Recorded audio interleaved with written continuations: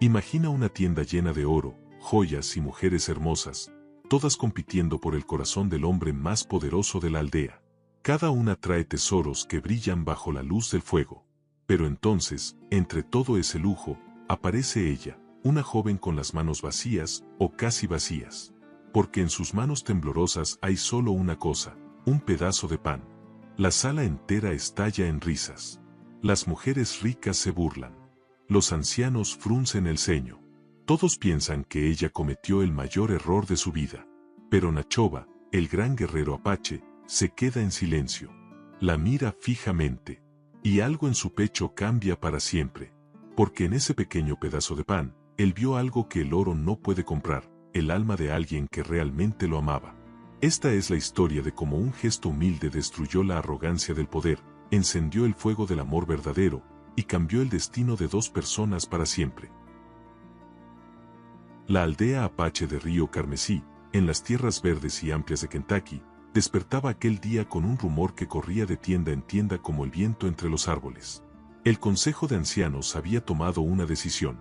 Era tiempo de que Nachova, el más respetado de los guerreros jóvenes, encontrara compañera de vida.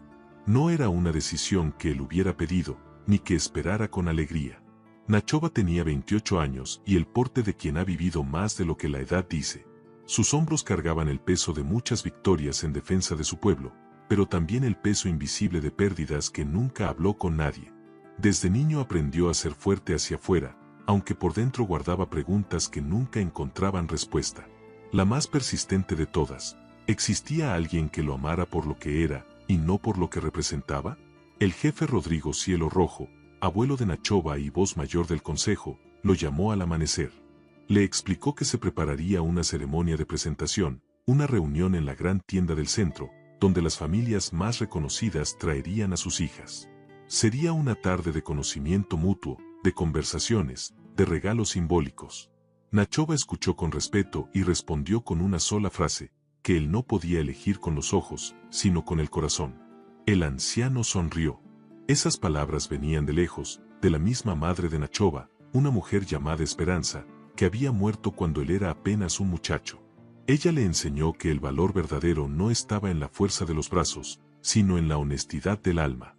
Nachova cargaba esa enseñanza como una piedra sagrada dentro del pecho, aunque el mundo a su alrededor pareciera haberla olvidado. Esa noche, mientras afilaba su cuchillo junto al fuego y miraba las estrellas sobre Kentucky, Nachova se preguntó qué encontraría al día siguiente. No buscaba riqueza ni belleza calculada. Buscaba algo que no tenía nombre claro, pero que reconocería en el momento exacto en que lo viera. Como el olor de la lluvia antes de que caiga, no puedes describirla, pero sabes cuando está cerca. Y mientras el fuego crepitaba y la noche crecía sobre la aldea, una joven llamada Mercedes, del otro extremo del campamento, también miraba esas mismas estrellas. Ella no había sido invitada a la ceremonia. Nadie pensó en ella. Era demasiado pobre, demasiado sencilla, demasiado invisible para ese mundo de joyas y familias poderosas. Pero en su corazón pequeño y valiente, algo latía con fuerza. Algo que ni ella misma entendía todavía. La gran tienda del centro de la aldea era la más amplia y decorada de todo el campamento. Tejidos coloridos cubrían las paredes interiores. Lámparas de aceite colgaban del techo y llenaban el espacio de una luz dorada y cálida. Los ancianos del consejo ocupaban el fondo, sentados con solemnidad. Y frente a ellos, Nachova se instaló en el centro, con la espalda recta y el semblante tranquilo, como quien enfrenta una batalla que no eligió pero acepta con dignidad. Las familias llegaron una por una. Primero entró Valentina Arco Grande, hija del comerciante más rico de la aldea. Llevaba un vestido bordado en hilo de cobre y traía en sus brazos una caja lacada llena de monedas de oro y turquesas talladas. Caminó con la cabeza alta, sonrió con la sonrisa ensayada de quien sabe que es observada, y depositó su ofrenda ante Nachova con un gesto que parecía decir, yo soy la mejor opción, y todos lo sabemos. Luego llegó Consuelo Vientosur, la hija del herrero jefe, cargando un collar de plata con piedras de color jade que brillaban como ojos de gato. Después vino Rosalba del Río Quieto, con aretes de turquesa y una manta tejida con hilos traídos desde tierras lejanas. Cada una era hermosa. Cada una traía algo que deslumbraba. Cada una sonreía como quien ya se cree ganadora antes de que el juego termine. Nachova recibía cada regalo con cortesía. Asentía, agradecía con palabras breves. Pero sus ojos no encendían. Su pecho no respondía. Había en cada una de esas mujeres algo que él identificaba sin poder nombrarlo del todo, la certeza calculada. Ninguna lo miraba a él realmente. Miraban el puesto que él ocupaba, el respeto que su nombre generaba, el futuro que una alianza con él podría darles. El ambiente en la tienda era denso con perfumes mezclados y conversaciones cuidadosas. Las madres de las jóvenes cuchicheaban entre sí, comparando ofrendas, valorando probabilidades. Los ancianos observaban con cara seria. Y Nachova, en medio de todo ese brillo, sentía por dentro una soledad curiosa, la clase de soledad que se siente cuando estás rodeado de gente que no te ve de verdad. Fue entonces, en ese momento preciso, cuando la tela que cubría la entrada de la tienda se movió levemente. Todos giraron. Y en el umbral apareció una figura que nadie esperaba, una joven de ropa sencilla, con el cabello oscuro suelto sobre los hombros, que sostenía entre sus manos algo tan pequeño y tan humilde que el silencio que siguió a su aparición fue el más elocuente de la tarde. Mercedes entró a la tienda con pasos lentos y seguros, aunque por dentro el corazón le golpeaba tan fuerte que temía que todos pudieran escucharlo. No había sido invitada. Había llegado porque algo más poderoso que el miedo la empujó, la misma honestidad que su madre le había enseñado desde pequeña, cuando le decía que el amor que se da con todo lo que uno tiene, aunque sea poco, vale más que el amor que se da con lo que sobra. En sus manos sostenía un trozo de pan. No era un pan decorado ni perfumado. Era el pan simple que ella misma había horneado esa mañana con la poca harina que le quedaba, el mismo pan que era su única comida del día. Lo había envuelto en un pequeño paño de tela blanca, limpio y modesto, y lo cargaba con la misma delicadeza con que se carga algo sagrado, porque para ella lo era. La reacción de la sala fue inmediata. Valentina Arcogrande soltó una carcajada breve y aguda. Consuelo Vientosur se tapó la boca con la mano, pero sus ojos reían con crueldad. Algunas de las madres cruzaron miradas de incredulidad. Uno de los hombres del fondo murmuró algo sobre el descaro de los pobres. El ambiente se llenó de ese tipo de silencio incómodo que pesa más que el ruido. Pero Nachova no se rió. Nachova no se movió. Sus ojos se clavaron en Mercedes con una intensidad que hizo callar a todos los que estaban a su alrededor. Él vio algo que los demás no veían, vio las manos que temblaban apenas, pero que aún así sostenían el pan con firmeza. Vio el gesto de la mandíbula apretada de quien decide enfrentar el miedo en lugar de huir de él. Y vio, sobre todo, los ojos de ella, oscuros y directos, que no pedían aprobación ni impresionaban a nadie, simplemente daban. Mercedes caminó hasta el centro de la tienda, se detuvo frente a Nachova y extendió el pan hacia él. Su voz fue suave pero clara, sin titubear. Nachova, no tengo oro ni joyas. Solo tengo esto. Lo hice esta mañana con mis propias manos. Es lo que tengo para darte hoy. Si tienes hambre, que te alimente. Si no tienes hambre, guárdalo para cuando la necesites. Solo quería que supieras que pensé en ti. El silencio que siguió a esas palabras fue diferente al anterior. Ya no era el silencio de la burla contenida. Era el silencio de algo que acababa de cambiar. Nachova miró el pan, luego miró a Mercedes, y tomó el regalo entre sus manos con un gesto que nunca usó con ninguna de las cajas de oro. Lo tomó con cuidado, como si fuera algo que podía romperse. Y ante todos los presentes, llevó el pan a su pecho y lo sostuvo ahí, en silencio, durante un momento que nadie en esa tienda olvidaría jamás. Lo que ocurrió después de la ceremonia sacudió la aldea como un viento brusco que dobla los árboles sin avisar. Nachova salió de la tienda sin anunciar su decisión formal, lo que en sí mismo ya era una señal. Caminó directo hacia el extremo del campamento donde vivían las familias más sencillas, y todos los que lo vieron hacerlo entendieron hacia dónde iban sus pasos. Iba hacia la parte de la aldea donde vivía Mercedes. La noticia se extendió antes de que él llegara. Valentina Arcogrande, roja de furia, convocó a su padre en privado. El comerciante Fernando Arcogrande era un hombre que controlaba el comercio de la aldea y que nunca había aceptado una derrota sin respuesta. Esa noche, reunió a los padres de las otras candidatas y les habló en voz baja sobre lo que consideraba una humillación pública. Sus palabras sembraron el primer grano de una cosecha amarga. Mientras tanto, Nachova se sentó frente a la pequeña fogata de Mercedes y habló con ella durante horas.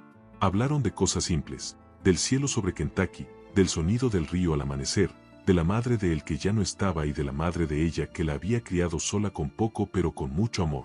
Ninguno de los dos intentó impresionar al otro. Y en esa sencillez encontraron algo que ninguno sabía que buscaba, la comodidad de ser uno mismo sin miedo. Pero la calma de esa noche fue solo el ojo del huracán. Al día siguiente, comenzaron los rumores. Se dijo que Mercedes había entrado sin permiso a la ceremonia. Se insinuó que había hecho algo deshonroso para llamar la atención de Nachova. Algunas mujeres de familias poderosas comenzaron a evitar saludarla. Los niños del campamento, que repetían lo que escuchaban en casa, le gritaron cosas feas cuando pasaba por el sendero del río. La anciana Remedios, que era la costurera y confidente de media aldea, buscó a Mercedes una mañana y le dijo con honestidad: «Hija, has despertado la envidia de los que creen que el poder se hereda. Esa clase de envidia no descansa fácilmente. Tendrás que ser más fuerte de lo que crees que eres». Mercedes escuchó a la anciana, asintió, y cuando Remedios se fue, se sentó sola junto a la ribera del río y lloró en silencio durante un rato. Pero luego se levantó. Nachova supo de los rumores antes de que terminara el segundo día. El anciano Rodrigo Cielo Rojo lo llamó y le habló con franqueza. La familia Arco Grande tenía influencia, y esa influencia podía usarse para complicar las cosas. Le aconsejó prudencia. Nachova lo miró con respeto y respondió con calma: «Abuelo, tú mismo me enseñaste que un guerrero que se dobla ante la presión del miedo ya perdió antes de pelear. No voy a dejar de ver a Mercedes por miedo a la opinión de los que se creen dueños de la aldea». Fernando Arco Grande era un hombre que medía todo en términos de ganancia y pérdida. Para él, la elección de Nachova no era solo un asunto del corazón, era un golpe directo al prestigio de su familia. Si el guerrero más respetado de la aldea prefería a una joven pobre sobre su propia hija, eso enviaba un mensaje que él no estaba dispuesto a aceptar. Así que comenzó a moverse con la misma precisión con que un cazador tiende sus trampas, en silencio, con paciencia y con mucho cuidado. Primero le quitó a Mercedes el pequeño trabajo que tenía en el almacén de la aldea, usando su influencia sobre el encargado. Luego consiguió que dos familias que le debían favores se negaran a venderle harina en el mercado. La vida de Mercedes, que ya era austera, comenzó a volverse más difícil en formas que ella no siempre podía ver claramente pero sí sentir. Puertas que se cerraban, miradas que se apartaban, ayudas que desaparecían sin explicación. Sin embargo, había algo que Fernando Arco Grande no había calculado: la comunidad nunca es completamente uniforme. Mientras algunos se alineaban con él por interés, otros observaban en silencio y guardaban sus propias conclusiones. La anciana Remedios no era la única que había visto la verdad de lo que ocurrió en la tienda aquella tarde. Un hombre llamado Esteban Mano Firme, tejedor y padre de familia, había estado presente y no olvidó lo que Nachova hizo con ese pan. Esteban fue el primero en acercarse a Mercedes un mediodía y dejarle una bolsa de maíz en la puerta sin decir nada. Luego fue una mujer llamada Pilar Cielo Quieto, que le envió un poco de aceite. Después, de a poco, otros gestos pequeños comenzaron a aparecer: una manta doblada sobre su fogata apagada, un atado de hierbas colgado de su entrada, una canasta con frutos secos dejada sin firma. La aldea tenía dos corrientes internas, y ambas corrían con fuerza. Nachova seguía visitando a Mercedes cada tarde, y cada visita era más natural que la anterior. Él aprendió que ella era más inteligente de lo que cualquier ropa sencilla podía sugerir.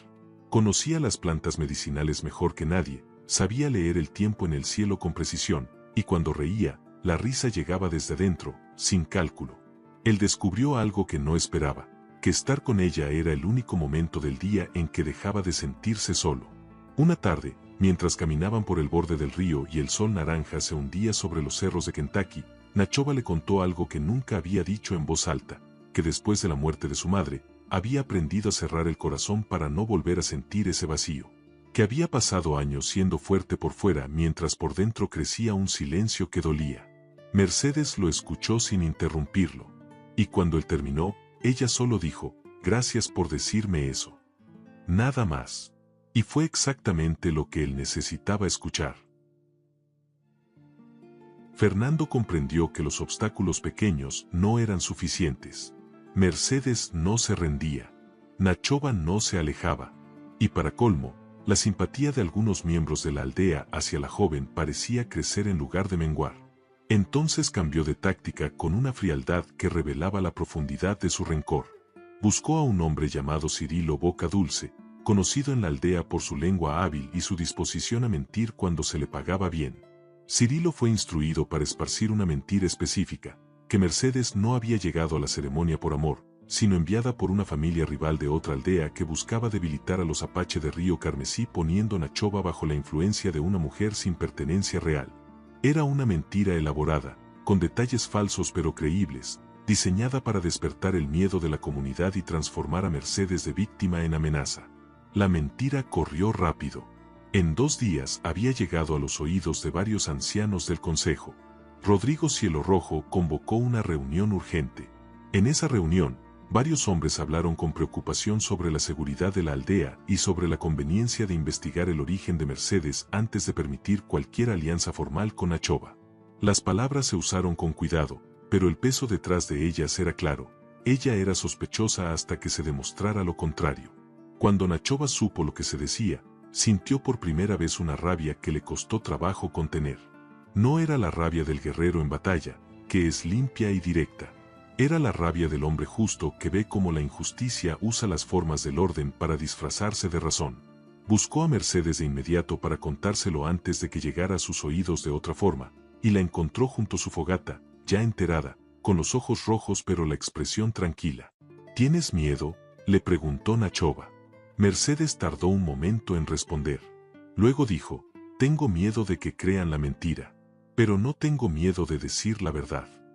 Esas palabras golpearon a Nachova en un lugar muy profundo, porque a lo largo de su vida había conocido a personas que ante la presión se transformaban, se achicaban, buscaban salidas cómodas. Mercedes hacía lo opuesto. La presión la volvía más clara.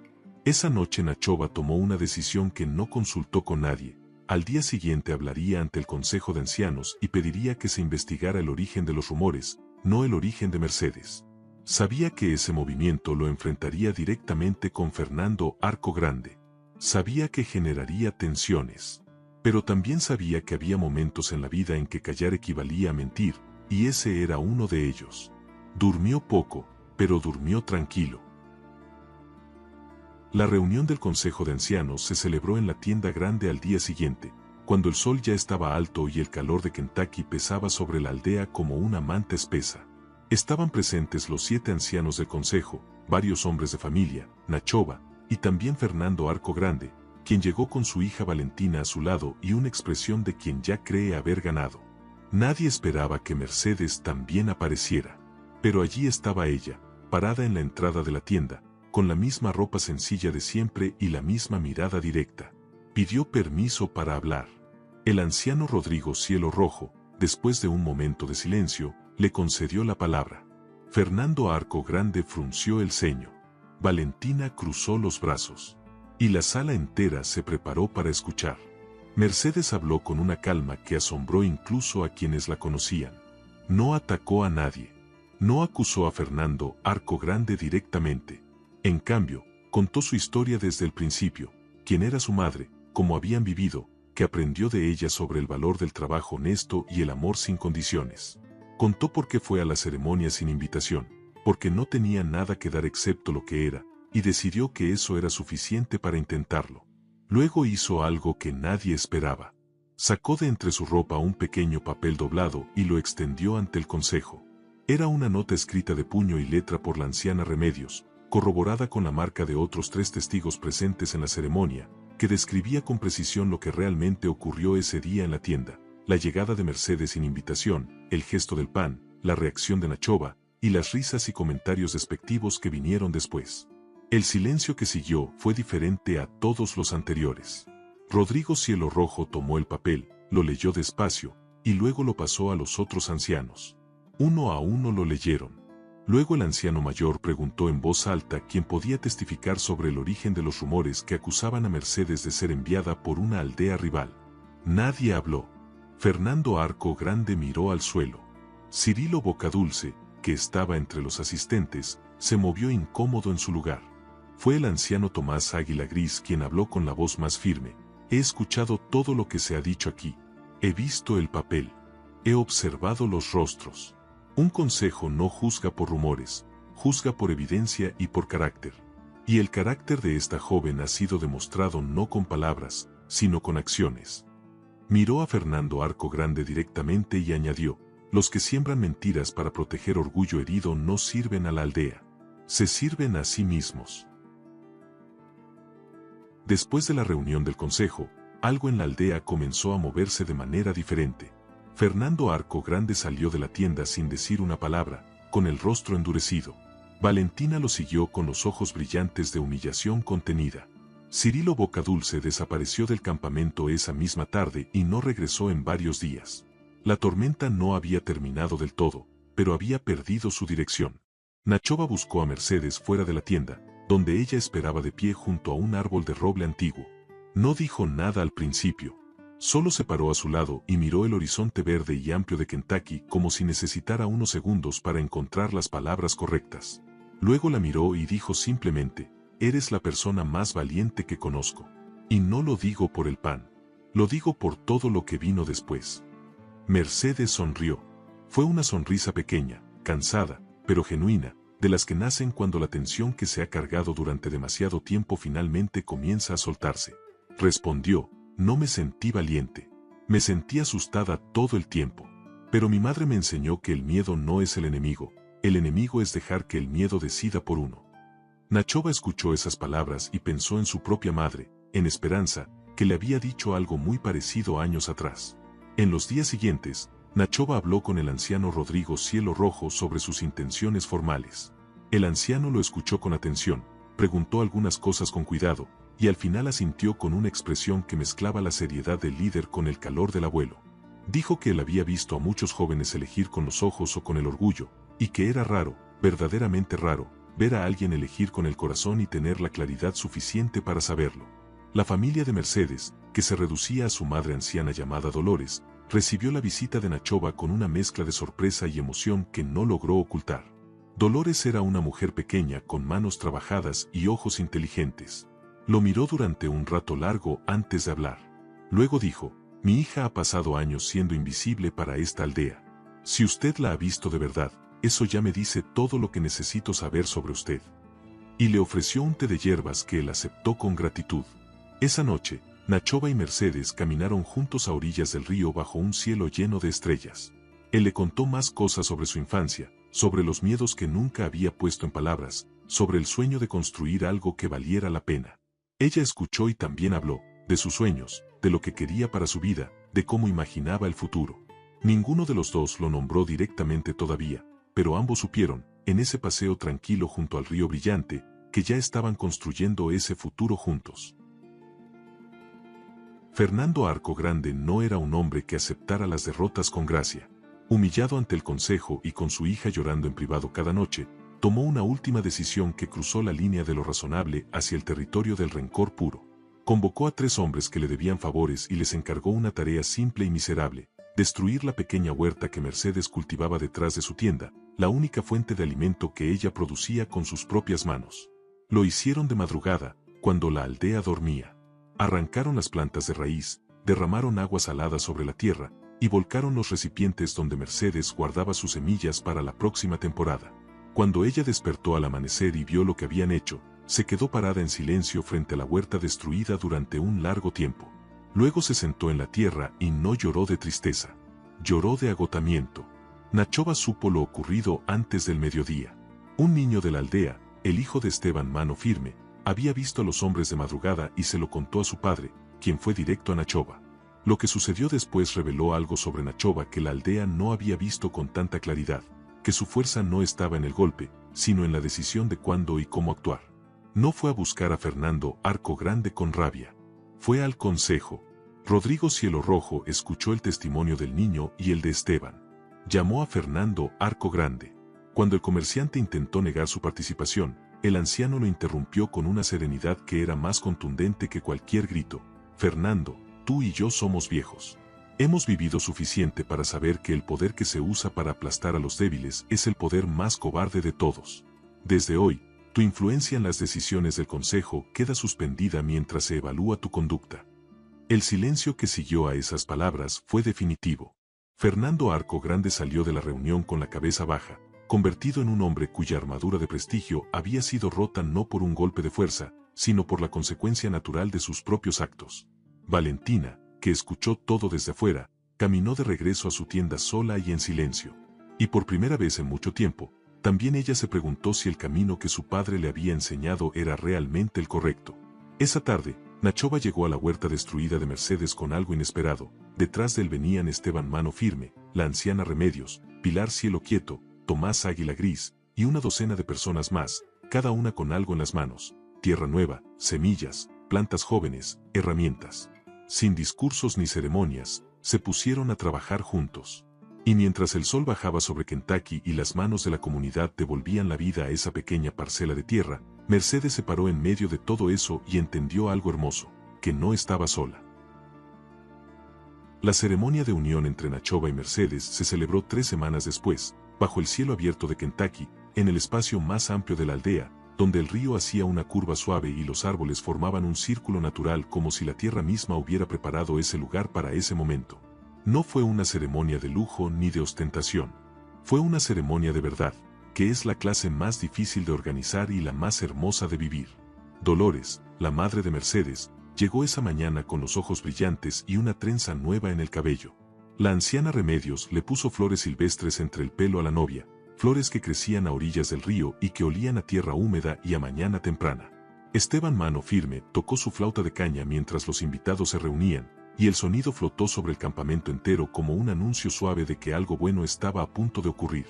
Rodrigo Cielo Rojo ofició la ceremonia con las palabras de siempre, las mismas que se usaban desde generaciones atrás, pero que ese día sonaron distintas porque el corazón detrás de ellas era distinto.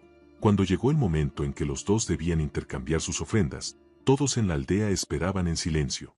Nachova sacó de entre sus ropas algo pequeño y lo puso en las manos de Mercedes. Era el paño de tela blanca en el que ella había envuelto el pan aquella tarde de la ceremonia. Lo había guardado todos esos días. Mercedes lo miró y no pudo evitar que los ojos se le llenaran de lágrimas. Luego sacó su propia ofrenda, una hogaza de pan recién horneada, envuelta en el mismo tipo de tela sencilla, hecha con las semillas que la comunidad le había ayudado a plantar de nuevo. Lo que había comenzado como el gesto más humilde de su vida se convertía ahora en el símbolo de todo lo que habían construido juntos. Algo pequeño, honesto, hecho con las manos y dado con el corazón. Cuando se miraron en ese momento y el anciano los declaró unidos, algo ocurrió en la aldea que nadie planeó pero todos sintieron. Los aplausos comenzaron lentos y fueron creciendo hasta que el sonido llenó el espacio entre los árboles y se fue por el río como una ola. Incluso algunas de las personas que semanas atrás habían dudado o callado por miedo se encontraron aplaudiendo sin saber exactamente cuándo habían decidido hacerlo. Porque la alegría genuina tiene esa propiedad. Es contagiosa incluso para los que no la buscan. Valentina Arco Grande estaba entre los invitados, sola, sin su padre. Había pedido permiso para asistir y nadie se lo negó. Durante la ceremonia no habló con nadie, pero tampoco se fue. Y cuando el anciano Rodrigo Cielo Rojo cruzó su camino al final, le dijo en voz baja: la vida nos enseña lo que necesitamos aprender, si tenemos el valor de escuchar. Valentina asintió despacio. Era un comienzo pequeño, pero era un comienzo. Un año después de la ceremonia, la aldea de Río Carmesí era un lugar diferente en formas que no siempre podían verse a simple vista pero que se sentían en el ambiente. La influencia de Fernando Arco Grande nunca recuperó su antigua forma. El hombre se retiró a la vida privada y, con el tiempo, su hija Valentina tomó decisiones propias que la llevaron por un camino más honesto. El rencor, cuando no se alimenta, termina muriendo de hambre. Nachova y Mercedes construyeron su tienda entre las de los mayores y las de los jóvenes, en ese espacio intermedio que representa bien lo que eran, un puente entre lo antiguo y lo nuevo. Él siguió siendo guerrero y protector de la aldea, pero algo en él se había suavizado de una manera que hacía su fuerza más completa, no menos. Ya no era solo el guerrero que ganaba batallas afuera. Era también el hombre que había aprendido a ganar la batalla más difícil, la del propio corazón. Mercedes floreció de maneras que sorprendieron incluso a quienes ya creían en ella. Su conocimiento de las plantas medicinales comenzó a ser reconocido formalmente por el consejo, y pronto se convirtió en la persona a quien se acudía cuando alguien en la aldea necesitaba atención. Su huerta, que había sido destruida y rehecha con manos comunitarias, se volvió la más grande y diversa del campamento. De la tierra que alguien intentó matar creció la cosecha más abundante. La anciana Remedios vivió para ver todo eso, y en sus últimos años tenía la costumbre de decirle a quien quisiera escuchar que la historia de Nachoba y Mercedes era la prueba más clara de algo que ella había sabido siempre, que el amor verdadero no llega con fanfarria ni con joyas. Llega silencioso, con las manos ocupadas en dar lo que tiene, sin calcular si es suficiente o si va a ser apreciado. Llega exactamente como llega el pan recién horneado, simple, caliente y necesario.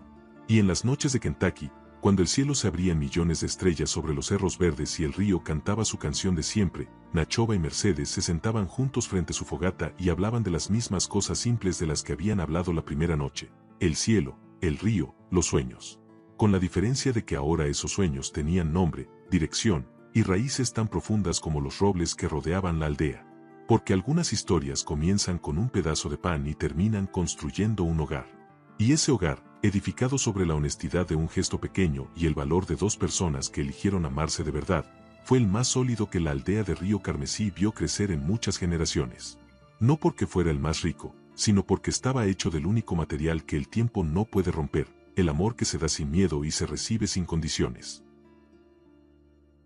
Y si te gustó esta historia, seguro te encantará la siguiente que aparece en tu pantalla. No olvides suscribirte a nuestro canal, dejar tu like y activar las notificaciones. Nos vemos en la próxima.